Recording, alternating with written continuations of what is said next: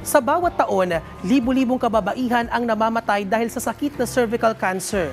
Ngunit ang karamihan sa mga kaso nito ay maaaring maiwasan sa pamamagitan ng tamang edukasyon, pag-iingat at regular na pagsusuri. Kaya naman para malabanan ang sakit na ito ay ginanap ang kauna-unahang Philippine Cervical Cancer Elimination Summit na may temang One Community Against HPV. Narito panoorin nating lahat.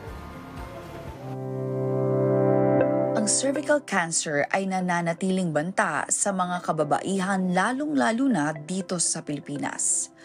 Tinatayang pangatlo sa Southeast Asia ang Pilipinas na may insidente ng cervical cancer taong 2023. At ito ang pangalawa sa mga sakit na kumikitil ng buhay ng mga kababaihan sa bansa.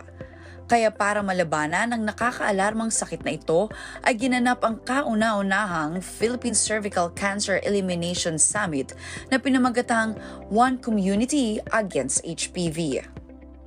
Cervical cancer is one of the most common cancer among Filipino women and also globally.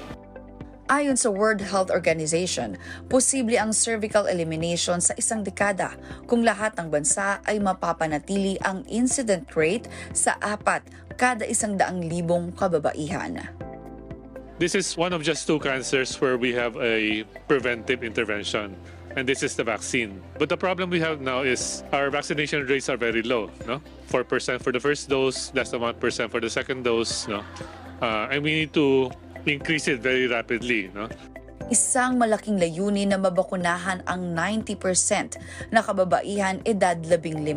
70% naman na kababaihan ang kailangan maidaan sa screening, samantalang kailangan magamot ang 90% na kababaihan na dumaranas sa precancer at invasive cancer. Kaya naman, inaasahan ang matinding suporta at partisipasyon ng mga LGU leaders. We heard many examples of mayors, local governments being very supportive of the effort. But in many areas, vaccination has been lagging behind. We vaccinated age range na 9 to 14 years old ng mga kabataan namin na babae. And we are happy and we are blessed na nagawa namin yon. Sa pamamagitan ng pagsusulong na maitaas ang kamalayan sa cervical cancer, marami ang magkakaroon ng pag-asa katulad na lang ng cervical cancer survivor na si Eden Lucero. It's very important to spread awareness para sila mismo matuto silang alagaan yung sarili nila, yung mga makakarinig, tsaka yung mga anak nila, kamag-anak nila. Yun, para sa lahat ng kababaihan ito eh. Mahalaga ang pagtutulungan ng mga LGU, private sectors at medical entities para malabanan ang nasabing sakit.